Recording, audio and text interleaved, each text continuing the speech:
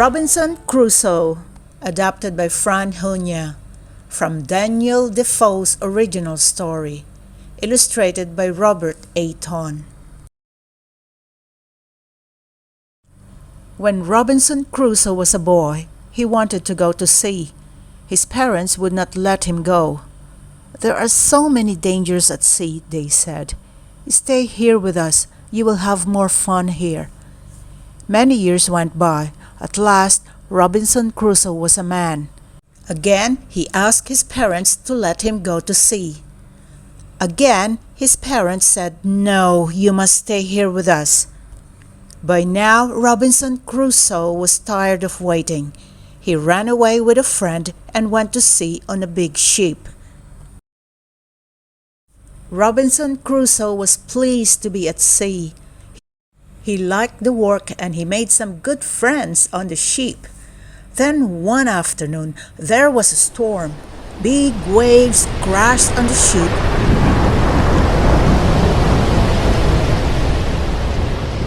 And Robinson Crusoe remembered all the dangers his parents had talked about.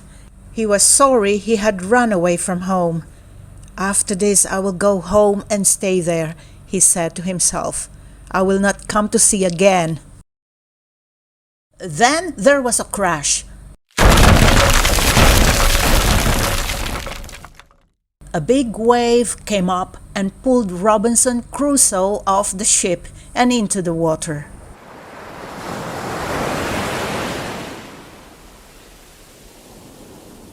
It was a good thing he could swim. He could not see where he was going, but he swam on and on. At last he came to an island. Tired out, he walked up the beach to get away from the big waves. Then he pulled himself up into a tree and stayed there all night. When the sun came up next day, Robinson Crusoe jumped down from the tree and went to look for the other man from the ship. He looked on the beach and in the trees, but he could see no one. He called out again and again, but no one was there. Robinson Crusoe looked out to sea, and there he saw the ship that he had been on. He swam out to it to look for his friends.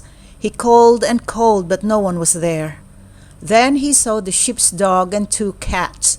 He was pleased to have some friends at last. "You can come to my island with me," he said. As he looked about the ship, Robinson Crusoe saw many other things that he wanted to take to the island with him. He had to make a raft to put all the things on. Then he called to the dog and the cats, and off they all went to the island. It was hard work for Robinson Crusoe, but the dog and the cats liked it. Robinson Crusoe wanted to go out to the ship again the next day, but that night the storm came up again. There was a crash. Robinson Crusoe looked up and saw his ship go down into the water. He was sorry to see it go, but pleased that he had taken so many of the things he wanted from it. Now that the ship had gone, Robinson Crusoe knew that he would have to stay on the island. "I must get to work and make a good house," he said to himself. "I will make it on top of the hill so that I can look out to sea." Robinson Crusoe cut down some big trees to make his house. He worked hard for days and days, and at last it was ready. Robinson Crusoe was pleased with his house. "Now I can sit by my window and see when a ship comes," he said. "But how can I let the ship know that I am here? I will have to make a fire to signal to it." Robinson Crusoe went down to the beach to make his signal fire. His dog helped him to get it ready. Now all he had to do was to light it when he saw a ship. By now, Robinson Crusoe had been on the island for days and days. "I must make a calendar to help me to remember how long I have been here," he said. "I will get a big stick and put 1 cut on it each day. Then I can look at it and work out how many days I have been here." Robinson Crusoe put his calendar on the beach. It looked funny, but it worked and he was pleased with it. One day, Robinson Crusoe wanted to have a good look at his island. Off he went with his dog running after him. He looked down the beach and saw some goats. "Goats give milk," he said to himself, "and milk is one of the things I want. I must get some goats and keep them by my house on the hill. But how can I get them? It will be hard work." It was hard work. All that day, Robinson Crusoe and his dog ran up and down the beach after the goats. Robinson Crusoe was soon tired out, but he would not give up. At last he had some goats to take home with him. There was one big goat and two little ones. He was pleased with his day's work. Now he would have all the milk he wanted. As the years went by, Robinson Crusoe's clothes became more and more ragged. He had to make himself some new clothes from goat skins. After that, he made an umbrella to keep the sun off him as he went about his work. He was pleased with his new clothes and his umbrella. Robinson Crusoe was working near his house one day when he picked up a bag that had come from the ship. Some corn dropped out of the bag. Some days after that, Robinson Crusoe saw something growing. He remembered the bag and the corn that he had dropped. "This must be corn that is growing here," he said. "I will water it and look after it. It would be good to have some corn to make into bread." Robinson Crusoe made some pots to keep his corn in. He was so pleased with them that he made some more to put his goat's milk in. He was sorry to see the milk run out again. Then he remembered the pots he had made at school when he was a little boy. He remembered that they had to be fired to make them hard. Robinson Crusoe made a big fire and put some of his pots in it. He worked all day and all night to keep the fire going. The next day, he pulled the pots out of the fire with a stick. He put some milk in the fired pots. The milk stayed in there. Robinson Crusoe was so pleased with himself. One afternoon, Robinson Crusoe was out watering his corn. He looked up and saw a ship. He fired his gun and ran to light his signal fire. Then he waited on the beach for the ship to come and get him. But no one on the ship saw the signals. Robinson Crusoe called out and waved, but it was no good. The ship went on by. By now, Robinson Crusoe had been on the island for many years. He had goats and corn and a good house, but he had no one to talk to.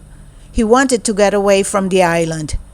"I must make a boat to take me away from here," he said. Robinson Crusoe looked for the biggest tree on the island.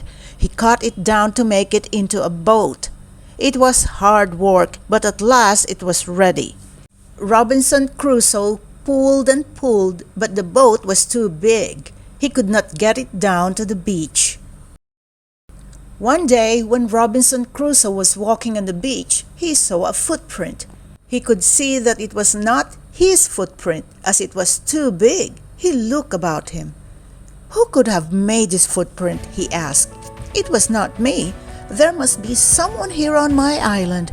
I will have to look and see who it is." Robinson Crusoe looked up and down the beach to see who had made the footprint. Then he saw some men with little boats down by the water. One man was running away from the others. He ran to Robinson Crusoe and the other men ran after him. "I must help that man," Robinson Crusoe said to himself. Robinson Crusoe said to the man, "Come with me, I will help you." Then he fired his gun and the other men ran off. Robinson Crusoe was pleased to have a friend again. "Today is Friday," he said, "so I will call you Friday. Come on, I will take you to see my house and my island. You can stay here with me for as long as you like." Friday went home with Robinson Crusoe. He liked the house and was pleased to stay there. He helped Robinson Crusoe to milk the goats, water the corn, and make the bread. Robinson Crusoe was pleased to have a friend to talk to. He talked to Friday in English, and soon Friday could speak English too. One day, Friday was on the beach and Robinson Crusoe was working near his house. Friday came running up from the beach. "Robinson, Robinson," he called. "Come, come, big, big boat." Robinson Crusoe looked out to sea. Yes, there was a ship coming. Robinson Crusoe ran down to the beach, calling and waving as he went. He lit his fire to signal the ship. The captain saw the signal and stopped the ship. He let a boat down into the water and went to see what Robinson Crusoe wanted. The captain of the ship was English. He said he would take Robinson Crusoe and Friday home with him. They thanked the captain and went to get the things they wanted to take on the ship with them. Robinson Crusoe was pleased to be going home at last, but he was sorry to go away from his house, his goats, his corn, and the island that had been his home for so many years. Hi! If you like this video, please give this a like and hit the subscribe button and click the bell icon to get notified whenever I release a new video.